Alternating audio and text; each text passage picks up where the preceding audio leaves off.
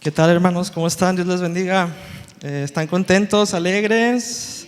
Amén. Yo también estoy muy contento, hermano. Hace 5 años, pues Marla y yo andábamos apenas empezando nuestra luna de miel porque celebramos nuestro 5º aniversario de bodas. Así que, gloria a Dios.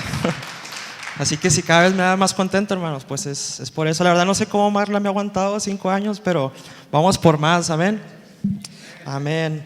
Pero para mí es un privilegio y un placer, hermano, poder traer la palabra de Dios en esta bonita noche, razón por la cual, como siempre, le doy gracias a Dios primeramente y al pastor, ¿verdad? Por hacernos partícipes de esta importante y hermosa tarea, amén, que es compartir la palabra de Dios. Así que vamos a continuar con nuestra serie de hechos, hermanos, y el día de hoy vamos a continuar con la segunda parte de Pablo y Silas en la cárcel. Así que le invito a que me acompañe en su Biblia. Vamos a continuar en Hechos capítulo 16 del verso 25 al 40. Hechos capítulo 16 del verso 25 al 40. Amén. Y le invito a que me acompañe a orar, hermanos, en esta noche para poner este tiempo en las manos de Dios. Amén. Padre, te damos gracias por la oportunidad que tú nos das de poder venir ante tu palabra, Señor, sabiendo que esta es viva y eficaz. En esta noche, Padre, nos ponemos en tus manos para que seas tú quien nos hable y nos ayude a entender lo que aquí tú nos quieres enseñar por medio de tu palabra, Señor. Queremos poder comprender tu verdad y tus palabras, pero para esto, Señor, necesitamos que tú abras nuestro entendimiento, que tú abras nuestro corazón y que tu Espíritu Santo sea quien nos revele las verdades de tu Hijo Jesucristo, Señor, para que tú puedas hacer esa obra en nosotros y que podamos ser confrontados y edificados en tu verdad. Sé tú entre nosotros, Padre, porque te lo pedimos en el nombre de Cristo Jesús. Amén. Bien, si tú no tuviste la oportunidad de estar el viernes pasado, bueno, pues déjame darte un breve resumen de lo que vimos, y eso nos va a ayudar también a que todos nosotros podamos recordar la primera parte y a ponernos en contexto de lo que está sucediendo aquí. El viernes pasado veíamos cómo Pablo y Silas, dos hombres dirigidos por Dios a predicar el evangelio a Europa por primera vez.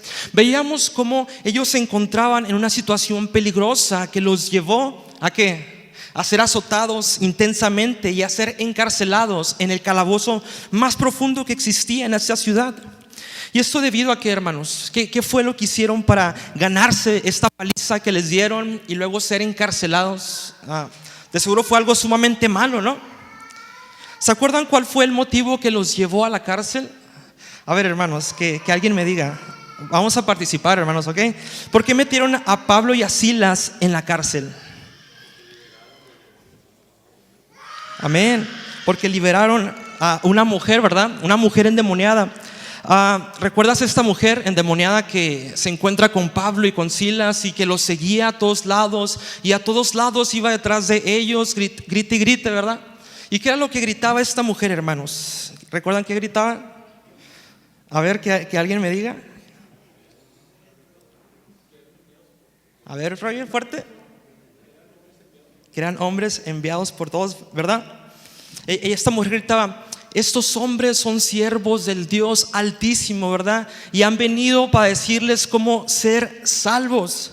Pero el único propósito, hermanos, de esta mujer endemoniada al gritar estas cosas, ¿verdad? El único propósito de esta mujer era pues nada más estorbar, ¿verdad? Era estorbar la predicación del evangelio, ¿ok?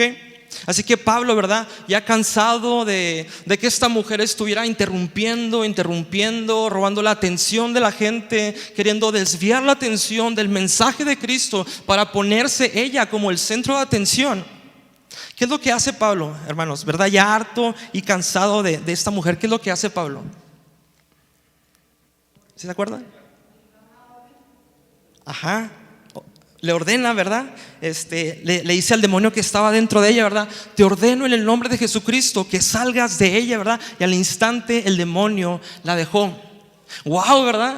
¿Y cuál fue la respuesta, hermanos, de estos hombres que tenían a esta mujer como su esclava? ¿Cuál fue la respuesta de ellos que tenían a esta mujer únicamente como un objeto para ganar dinero? ¿Acaso dijeron, wow, verdad? Gloria a Dios, esta mujer fue liberada por esta opresión demoníaca. Wow, alabado sea el Señor. Por fin, esta mujer que tenía tanto tiempo, ¿verdad?, endemoniada, fue libre. ¿Dijeron eso? No, ¿verdad? ¿Cuál fue su reacción, hermanos? Se molestaron, ¿verdad? Acusaron a Pablo y a Silas, ¿verdad? Los acusaron ante los funcionarios de la ciudad gritando, ¿verdad? Que gritaban: toda la ciudad está alborotada a causa de estos judíos, enseñan costumbres que nosotros los romanos no podemos practicar porque son ilegales, y tantas cosas, ¿verdad?, que empiezan a hacerle acusaciones a ellos.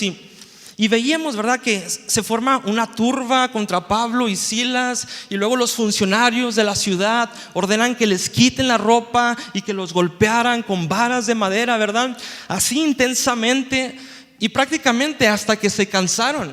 Y luego después los metieron a la cárcel, y no era cualquier tipo de cárcel, ¿verdad? Dice que los metieron en el calabozo, y no era cualquier calabozo, sino que los metieron en el calabozo de más adentro. Y no solo eso, sino que dice que los tenían bien amarrados, ¿verdad?, de los pies, sujetados ¿con qué? Con el cepo, ¿verdad? Que veíamos que era este instrumento grueso, hecho de madera, con un par de agujeros en el medio, y lo usaban para asegurar, ¿verdad?, que los presos no se movieran. Y prácticamente hasta ahí nos quedamos la semana pasada. Y yo pienso, hermanos, bueno, ¿qué estará pensando Pablo en ese momento? Yo me imagino que Pablo y Silas probablemente estuvieran pensando algo así como que: pero Señor, ¿por qué no me dejaste ir a Asia? ¿Por qué no me dejaste ir a otro lugar? O sea, ¿por qué me trajiste aquí y ahora estoy en la cárcel, azotado, con todo mi cuerpo lleno de marcas por los azotes, mi espalda despedazada? Ya no siento los pies por este cepo que me tiene inmóvil. No sé tú, hermano, pero yo estaría un poco o bastante decepcionado. Yo estaría bastante sacado de onda, tal vez llorando, incluso, ¿verdad?, a lo mejor en mi naturaleza pecaminosa, estaría reclamándole a Dios, diciéndole: ¿dónde estás, Dios? Las cosas no salen bien, ¿por qué me trajiste aquí? Y ahí están Pablo y Silas en lo más profundo del calabozo, en condiciones terribles, y después de haber sido golpeados. No sé tú, pero al menos yo estaría de malas, estaría renegando, estaría enojado. Probablemente no negaría a Dios, probablemente no diría Dios no existe, probablemente no, pero sí estaría decepcionado. Sí tendría momentos en los que diría a lo mejor: Señor, si yo te sirvo, si soy obediente a tu dirección, he dedicado mi vida, ¿y qué recibo a cambio? Estaba bien en mi casa, ¿dónde estás? ¿Por qué a mí?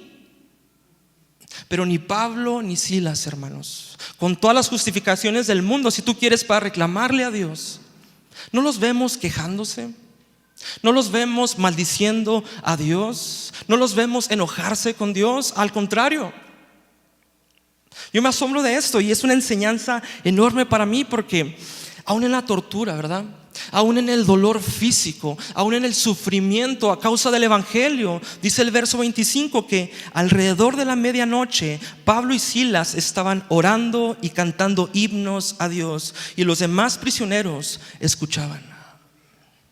Hermanos, tenemos que saber, ¿verdad?, que por más difícil y terrible que pueda ser nuestra situación, nada ni nadie nos puede impedir nuestra comunión con Dios. A Pablo y Silas les pudieron haber gritado, les pudieron haber maltratado, azotado, les pudieron haber quitado sus ropas y los pudieron haber privado de su libertad, pero no les pudieron quitar lo más importante: su relación con Dios. O sea, les quitaron todo, menos la esperanza de su ganancia. Esa, hermanos, estaba intacta. ¿Cuál es nuestra mayor ganancia en este mundo? Nuestra mayor ganancia, hermanos, no es terrenal, sino celestial, amén. Es eterna, y nada ni nadie nos la puede quitar, ni la situación ni la circunstancia más adversa que podamos atravesar. Y Pablo y Silas están orando, y no solamente están orando, sino que dice que estaban cantando. Ahora, No creo que sea muy común en un calabozo, y menos en esas circunstancias, escuchar a gente que cante. Y no creo que hubiera sido muy común que gente cante alabanzas. Igual y podían cantar canciones como de odio, ¿verdad? Para expresar su frustración y dolor, pero alabanzas.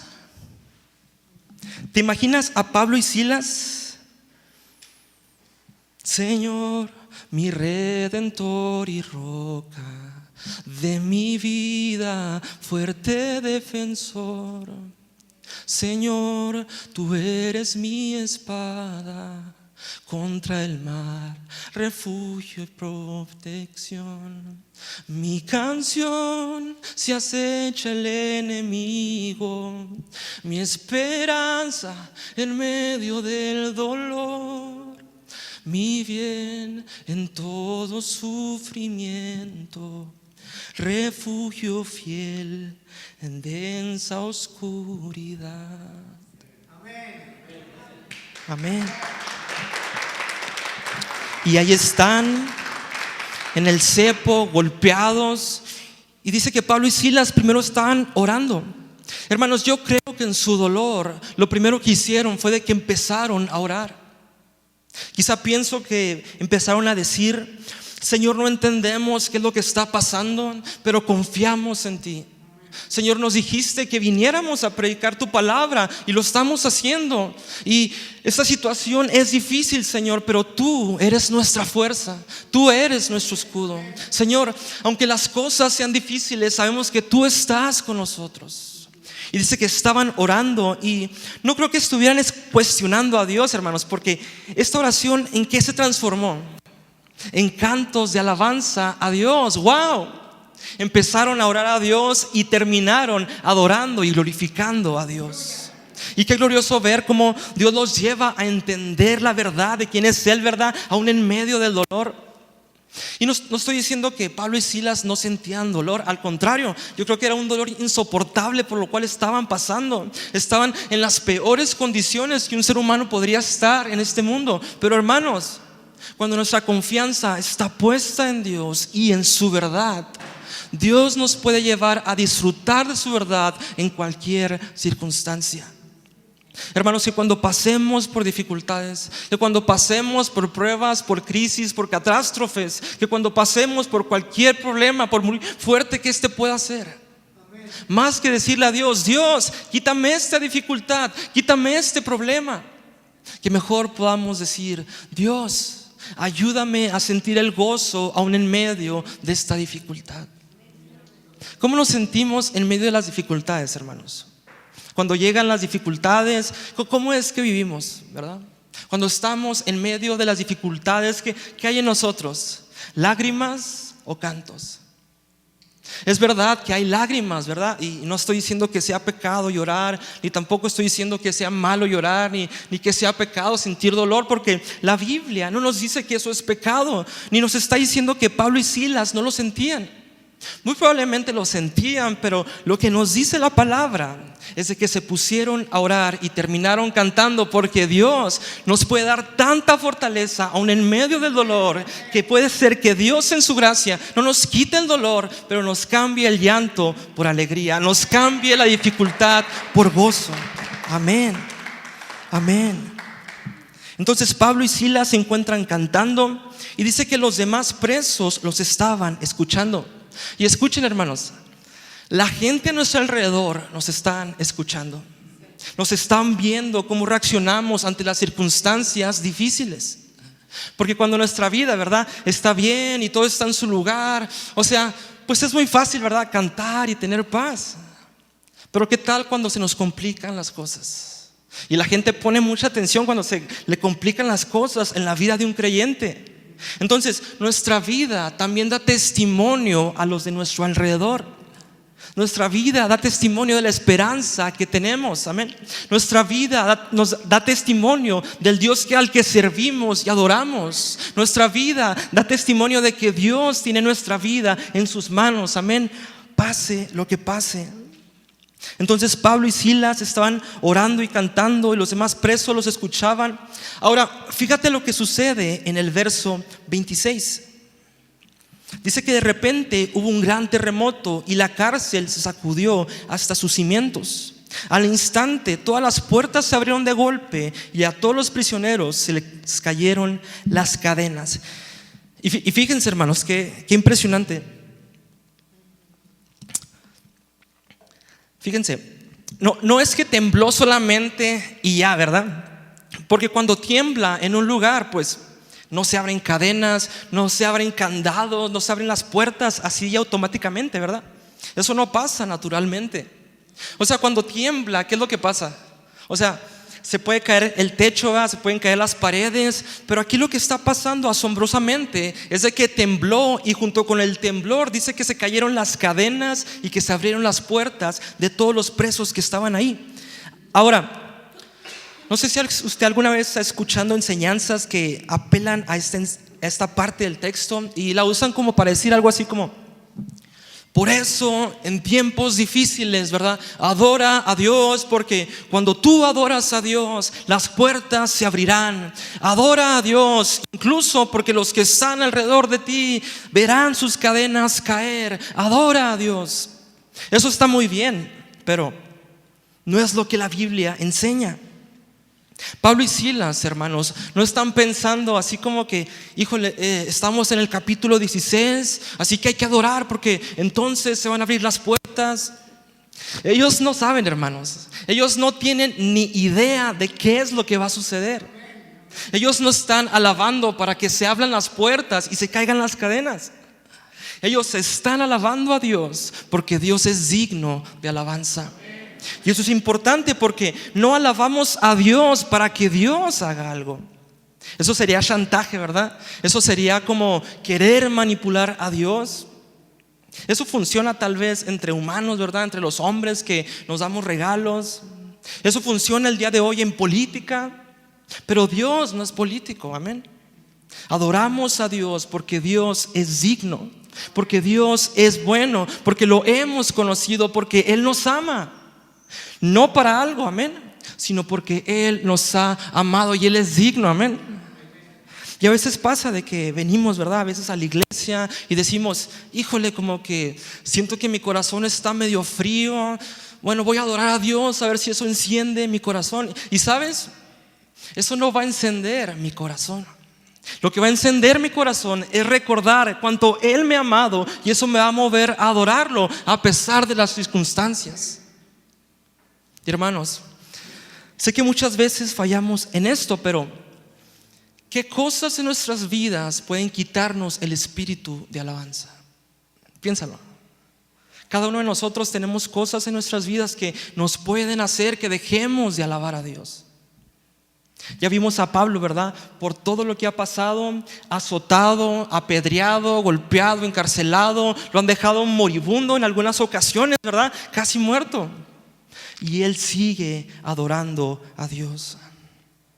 No sé si en mi caso tal vez un semáforo descompuesto quita todo el deseo de alabanza a Dios. Pero qué importante sería que el día de hoy, hermanos, reflexionemos y le pidamos a Dios: Dios, quiero poder alabarte en toda circunstancia.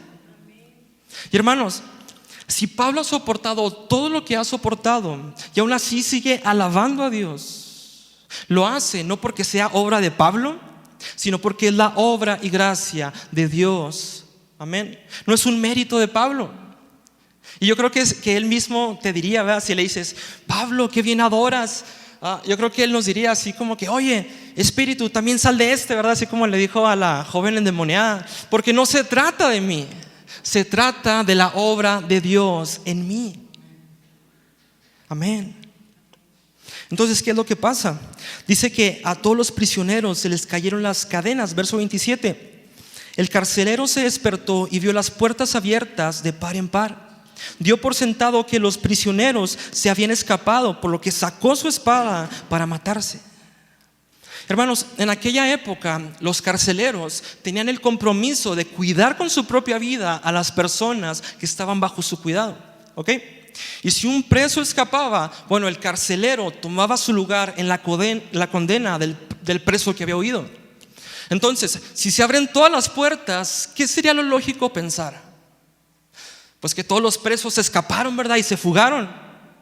Y este carcelero piensa, híjole, si voy a cubrir la condena de todos los que están aquí, híjole, pues prefiero matarme, ¿verdad? Por lo menos no me voy a torturar, porque si me espero me van a culpar y luego me van a sentenciar y la muerte va a ser dolorosa. Entonces pues prefiero matarme, ¿verdad? En este instante. Fíjate, si Pablo y Silas hubieran orado para que las puertas se abrieran y las cadenas se cayeran, bueno, pues sería lógico pensar que entonces ellos ya no estarían ahí, ¿verdad? Ya hubieran corrido rápido, ¿verdad? Para escaparse. Ellos no oraron para que Dios los librara de la cárcel. Ellos no esperaban eso, porque fíjate lo que hace Pablo. Verso 28 dice: pero Pablo le gritó: detente, no te mates, estamos todos aquí. Ahora, pensemos esto, hermanos. ¿Quién metió a Pablo en ese calabozo? ¿Quién metió a Pablo en ese calabozo? El carcelero, ¿verdad? Bueno, probablemente este carcelero fue quien lo azotó también. Y no creo que lo haya conducido como cuando te conducen en la habitación de tu hotel, ¿verdad? Adelante, después de usted, señor. Yo le traigo su equipaje, usted no se preocupe. Mire, esta va a ser su celda. Por favor, pásele, póngase cómodo. No, ¿verdad? ¿Cómo crees que este carcelero pudo haber conducido a Pablo y a Silas a este calabozo? ¿Cómo crees que los pudo haber tratado este carcelero gentil que no conoce al Dios verdadero, que está tratando con extranjeros judíos? ¿Cómo crees que los pudo haber conducido? Pues no de la mejor manera que digamos. Y ahora, ¿qué sería lo natural que Pablo y Silas pudieron haber dicho? Híjole, pues ahorita hay que esperarnos a que primero se mate y luego pues nos escapamos, ahora sí. Pero Pablo, hermanos, no está preso por ningún sentimiento. Él pudo hablar porque estaba preso por el amor de Cristo y sabía que el carcelero también es alguien que Cristo ama. Y entonces le dice: detente, no te mates, estamos todos aquí. Verso 29. El carcelero pidió una luz y corrió al calabozo y cayó temblando ante Pablo y Silas. Verso 30.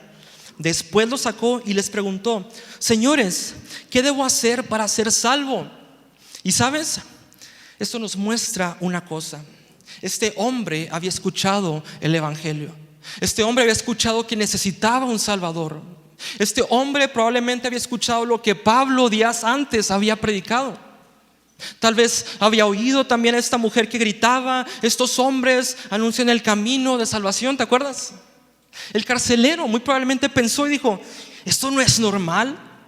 Y dice que cayó temblando ante Pablo y Silas. Después los sacó y les preguntó: señores, ¿qué debo hacer para ser salvo? Verso 31. Ellos le contestaron: cree en el Señor Jesús y serás salvo junto con todos los de tu casa. Ahora, esto es la Biblia, hermanos, ¿ok? Y si aquí dice cree en el Señor Jesús, ¿qué crees que necesitamos hacer para ser salvos?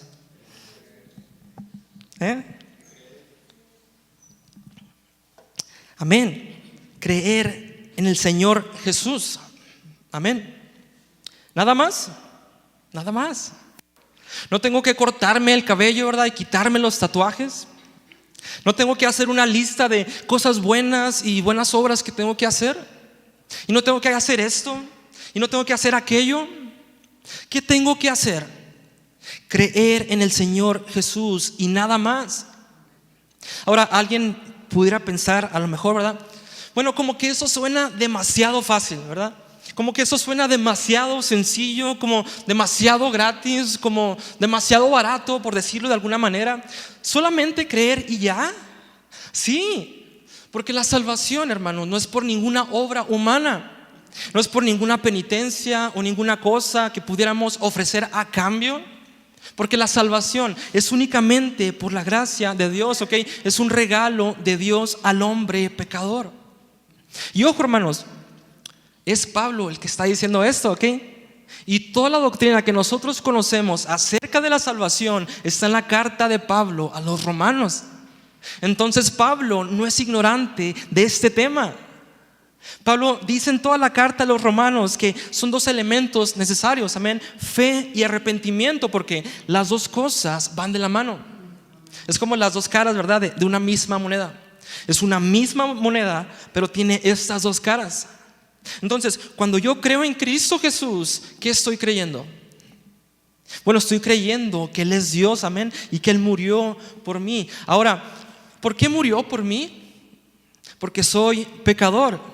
Porque en mi vida, en mi naturaleza humana, caída, ¿verdad? Y pecadora, es ofensiva a Dios. No solo lo que hago, sino lo que soy en mi naturaleza. Es ofensiva a Dios. ¿Por qué? Porque Él es santo, santo, santo, y yo soy pecador. Entonces, cuando creo en Cristo Jesús, estoy creyendo también que necesito un Salvador. Y como dice Pablo, ¿verdad? En Romanos 3, no hay bueno ni aun uno.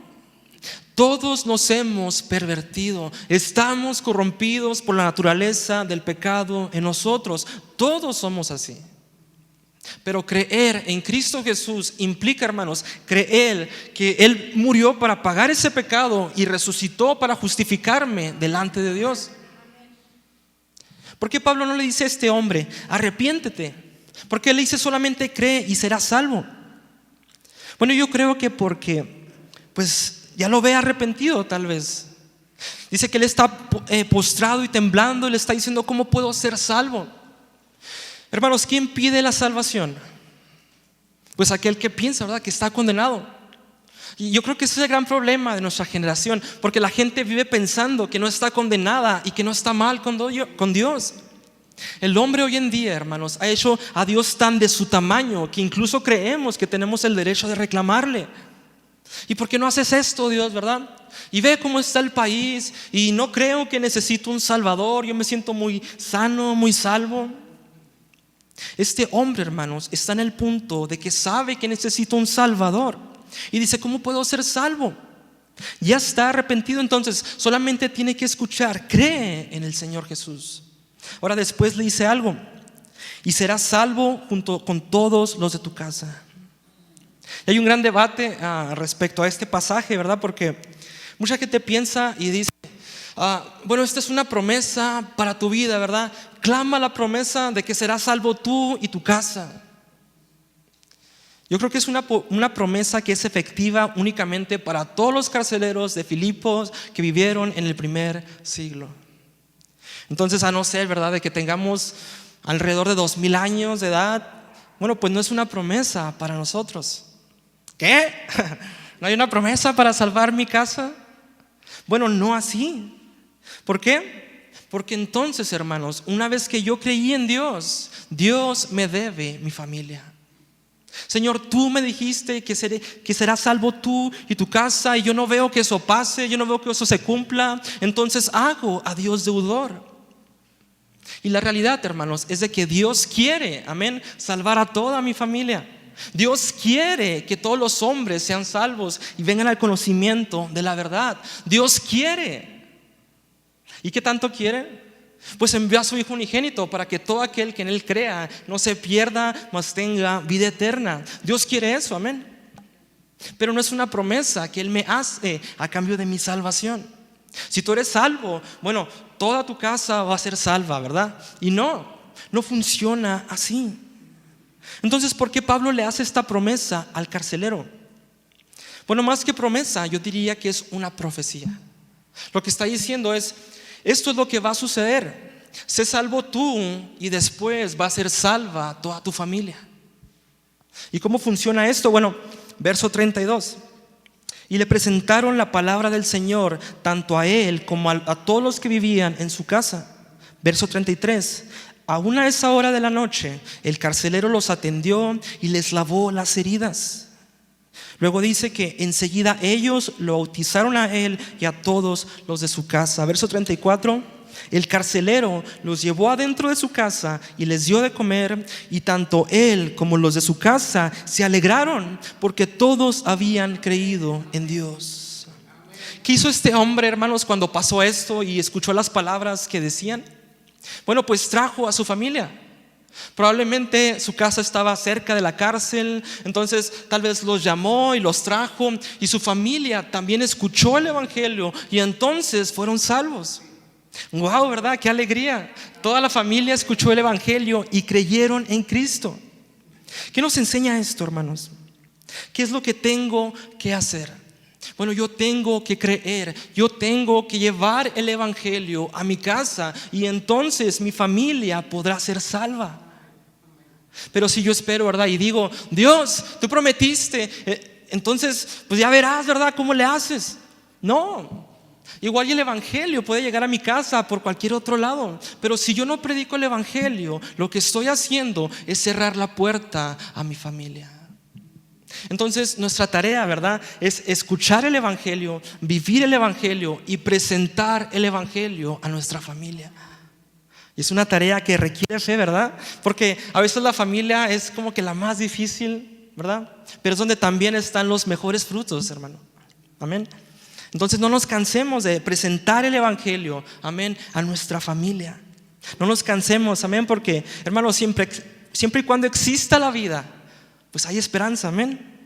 Entonces dice que el verso 35, que a la mañana siguiente los funcionarios de la ciudad mandaron a la policía para que le dijera al carcelero: suelta a esos hombres. Lo cual nos muestra algo, hermanos, aquí también. Fíjate, después de haber comido, después de haberse bautizado, después de haber tenido una buena plática, el carcelero, su familia, Pablo y Silas, ¿verdad? Y toda esa noche, fíjate, ahora el carcelero les tiene que decir a Pablo y a Silas: Pablo, ¿cómo te digo esto, Pablo? Pues ya vámonos, ¿no? Porque pues tienen que regresar a la cárcel, porque si no regresan, pues me matan a mí. Entonces dice que los volvió a meter a la cárcel, los volvió a meter probablemente en el cepo también, los volvió a meter en el mismo calabozo y volvió a cerrar la puerta. ¿Y qué cambió, hermanos? ¿Qué cambió? Realmente las circunstancias de Pablo pues no cambió nada, pero para este hombre cambió todo. Algunos piensan, hermanos, que este carcelero era el varón macedonio que clamaba ayuda en la visión que tuvo Pablo y al que fue a ayudar a presentar el evangelio. Y a lo mejor ahí, cuando regresa a la cárcel y está otra vez en el cepo, a lo mejor Pablo dice, ¿verdad? Ya entendí, Señor. Él es el buen pastor que deja a las 99 ovejas por la una que se extravió. Y fue por este carcelero y fue por este hombre. Entonces los funcionarios de la ciudad mandaron a la policía para que eligiera al carcelero: suelta a esos hombres. Verso 36. Entonces el carcelero le dijo a Pablo: fíjate, los funcionarios de la ciudad han dicho que tú y Silas quedan en libertad, vayan en paz. Verso 37, fíjate, pero Pablo respondió: ellos nos golpearon en público sin llevarnos a juicio y nos metieron a la cárcel, y nosotros, fíjense, somos ciudadanos romanos. ¿Ahora quieren que nos vayamos a escondidas? De ninguna manera, que vengan ellos mismos a ponernos en libertad. Imagínate nada más. ¿Se imaginan la cara de Silas diciéndole a Pablo así como que: ciudadano romano? ¿No se te ocurrió eso ayer antes de que nos azotaran? ¿Por qué, hermano?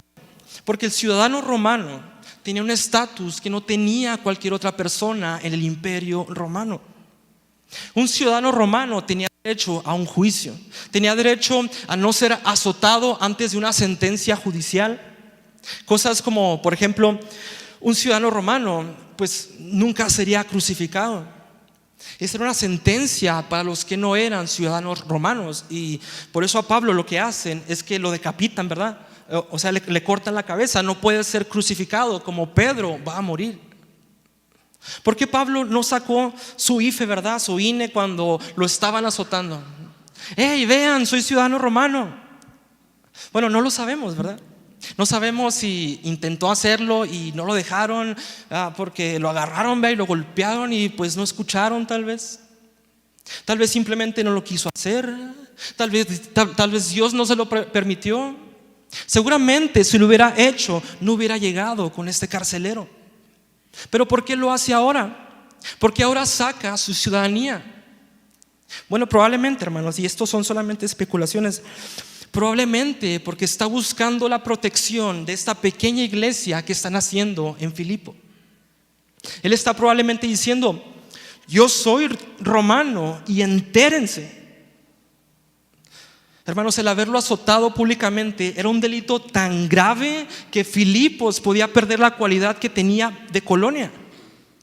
Filipos, al ser una colonia, otorgaba una ciudadanía romana a todos sus habitantes. Y si perdía esa cualidad, pasaba de ser una colonia a ser una ciudad romana dentro del imperio. Entonces, por eso, hermanos, por eso el temor de los funcionarios, ¿verdad? Y tal vez, hermanos, esa es la razón por la cual Pablo dice: soy ciudadano romano. Y esta, ¿verdad?, es mi iglesia, casi. Y lo menciona tal vez como cuidando a la pequeña iglesia que se estaba formando y naciendo ahí en Filipos. Verso 38. Cuando la policía dio su informe, los funcionarios de la ciudad, fíjate, se alarmaron al enterarse de que Pablo y Silas eran ciudadanos romanos. Entonces fueron a la cárcel y se disculparon con ellos. Luego los sacaron de ahí y les suplicaron que se fueran de la ciudad. ¿Se pueden imaginar esta escena, hermanos? O sea, casi, ¿verdad? Así como que, ¿qué tal, señor Pablo? Gusto en conocerle. ¿No le gustaría salir de la cárcel?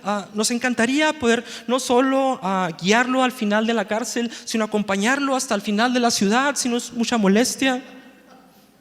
Entonces ya con todo eso, ¿verdad?, lo sacan. Y el verso 40, hermanos, es súper extraño porque dice, fíjate, una vez que salieron de la cárcel, Pablo y Silas regresaron a la casa de Lidia.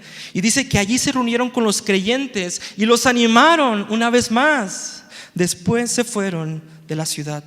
O sea, ¿cómo, verdad? Pablo y Silas animaron y consolaron a Lidia y a todos los demás hermanos. ¿Que no debería de ser al revés? O sea, acaban de salir de la cárcel. ¿Quién necesita el consuelo? Pablo y Silas. Pero ellos traen ánimo y consuelo a la iglesia. Y un detallito más ahí, hermanos, dice que al final del verso 40 los animaron una vez más. Después se fueron de la ciudad. ¿Quién está escribiendo ese documento, hermanos? Lucas, ¿verdad? Por lo tanto, Lucas no se va. Se van Pablo, Silas y probablemente Timoteo. Y Lucas, hermanos, se queda en Filipos, seguramente a pastorear esa pequeña iglesia y a afirmarlos en la fe. Ahora imagínate, hermanos, esta pequeña iglesia de Filipo. ¿Quiénes son los integrantes que conozcamos, verdad, hasta ahora? Bueno, pues Lidia, que es una vendedora de púrpura, una mujer con mucho dinero probablemente. No se nos dice, pero a lo mejor también esta mujer, esta joven que tenía un demonio, tal vez también ahora está en la iglesia. Un carcelero con su familia. Y a ver, imaginemos este grupo, hermanos. Está Lidia, esta mujer de super alta clase, bien vestida de púrpura, adornada, Lidia. Luego está este carcelero que, no sé cómo te imagines un carcelero, pero pues no es una persona muy refinada, ¿verdad? Es una persona probablemente tosca, ruda. Y está también esta joven, ex endemoniada, esclava. Y Lucas, ahora tú vas a ser el pastor, ¿verdad? Y Lucas se queda y se queda con ellos. Y los demás salen a continuar el viaje predicando el evangelio. Y lo seguiremos viendo las siguientes semanas. Podemos darle un fuerte aplauso, hermanos, a Dios. Amén. Amén. Amén.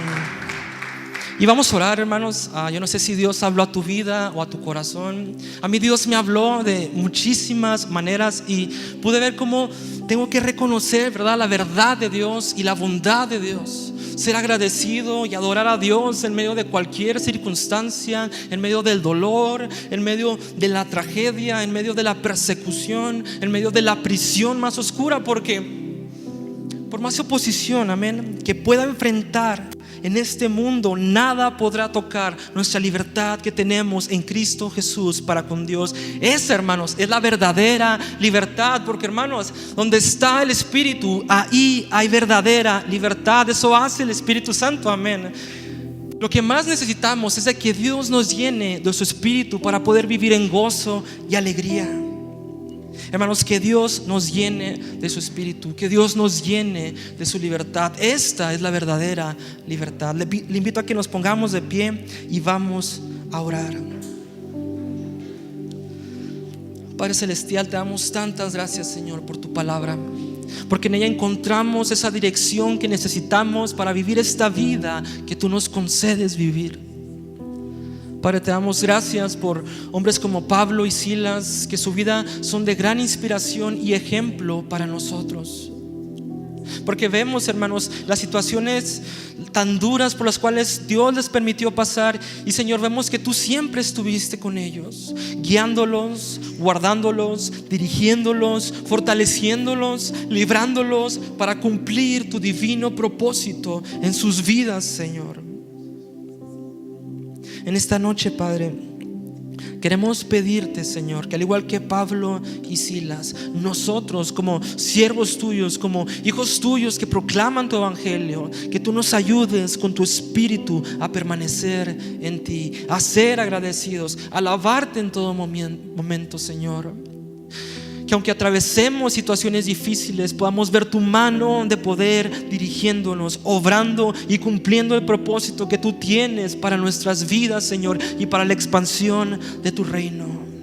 Señor, ayúdanos, Señor, a mantenernos en dependencia de tu espíritu, a seguir orando, a seguir alabándote en medio de cualquier circunstancia, Señor, porque tú, Señor, eres digno de alabanza. Señor, sé tú con mis hermanos en esta noche. Tú conoces cada situación por la cual ellos están pasando, Señor, y tú tienes un plan y un propósito en medio de cada situación en sus vidas. Obra en nuestras vidas, Señor, con tu amor, Padre, con tu Espíritu Santo. Que sea Él quien nos guíe, que nos fortalezca en todo momento, Señor. Y que cuando vengan pensamientos de que queremos dejar todo, Señor, que al contrario, que nos afiancemos y nos aferremos a ti, Señor, y digamos: Señor, queremos servirte con todo nuestro corazón. Que tú nos fortalezcas, Señor, con tu espíritu, así como lo hiciste con Pablo y Silas. Que así sea, Señor. Ayúdanos a vivir cada día con gozo y en unidad, Señor, con profunda gratitud en nuestros corazones. Y que como iglesia nos podamos deleitar en ti y en la comunión como hermanos, Señor, glorificando tu nombre y aprendiendo de tu santa palabra, Señor. Recibe la gloria, Señor, porque te lo pedimos en el nombre de Cristo Jesús. Amén. Amén.